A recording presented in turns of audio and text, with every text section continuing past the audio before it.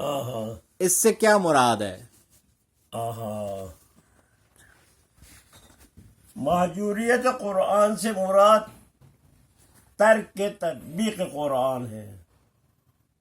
اس قرآن کو لاگو نہیں کرتے، اس کی ہدایت میں نہیں چلتا ہے، اس کو امام اس کے پیچھے نہیں جاتا ہے،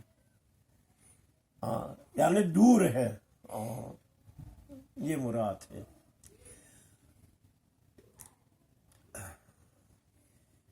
یہ جو شکایت جو ہے قالا وقال الرسول، قالا آتے ہیں ماضی کے لیے، یقول آتا ہے آئندہ مستقبل کے لیے.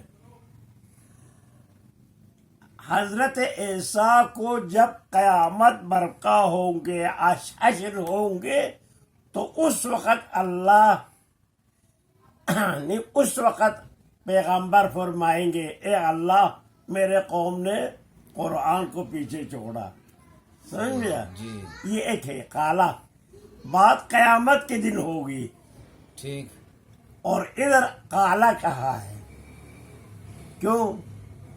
اس لیے آپ بات کریں گے، یہ بات کریں گے، یہ بات کریں گے، تو اس کا زمانہ بنتا ہے، ماضی بنتا ہے حاضر. کیوں؟ ہم زمانے کے اندر ہے. سمجھ میں آیا؟ ٹھیک. ہم 1439 میں ہیں، اس لیے ہم زمانے میں ہیں. تو ہمارے لیے ایک ماضی ہے، آئندہ مستقبل ہے. اللہ زمانے سے باہر ہے، تو اس لیے اللہ کے لیے ماضی حاضر نہیں ہوتا ہے، مستقبل نہیں ہوتا. اللہ جو بات کرے گا وہ آئندہ اللہ بات کریں گے، اللہ پہلے بات کیا، یہ نہیں ہوتا ہے. صحیح ہے. سمجھ میں آیا؟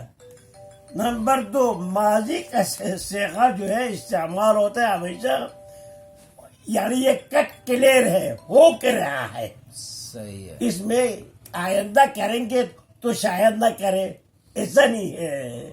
ماضی کا جب صیغہ ہوتا ہے تو اس کا مطلب کٹ کلیئر ہو کے رہنا. ہر حال میں ہونا ہے. مثال کے طور پر آپ نے ہم سے کوئی چیز مانگی، تو میں نے کہا کہ ہم کریں گے یہ آپ کے لیے، تو پھر آپ کو تردید ہوتا ہے، شک ہوتا ہے، شاید آگے جا کے نہیں کریں گے، صحیح. بھول جائیں گے، مسئلہ نہیں سمجھیں گے، ٹال دیں گے، تو یہ شک آپ کو ہوتا ہے. تو ہم کہتے ہیں سمجھ لے لو ہو گیا، صحیح ہے. سمجھ لو ہو گیا. اس طریقے سے تو ایسی ایک آیت جو ہے حضرت عیسیٰ کے بارے میں ہے. حضرت عیسیٰ قیامت کے دن حضرت عیسیٰ سے کہیں گے ایسا آپ نے قوم کو بتایا تھا کہ میری اور میری ماں کی پرستش کرو، عبادت کرو. سمجھ گیا؟ تو حضرت عیسیٰ فرمایا اللہ جب میں زندہ تھے تو آپ جانتے ہیں، میں نے کوئی ایسی نہیں کی ہے، آپ ہماری حالات سے واقف ہے، ہم نے نہیں کہا ہے. نہیں. تو یہ قول جو قیامت کے دن حضرت عیسیٰ سے باز پرس کریں گے، تو اس کو اس قرآن میں لایا ہے تاکہ یہ بتائے رہبران کی پرستش نہ کرو. یہ ہدایت کے لیے بھیجا ہے، معبود بنا کے نہیں بھیجا ہے.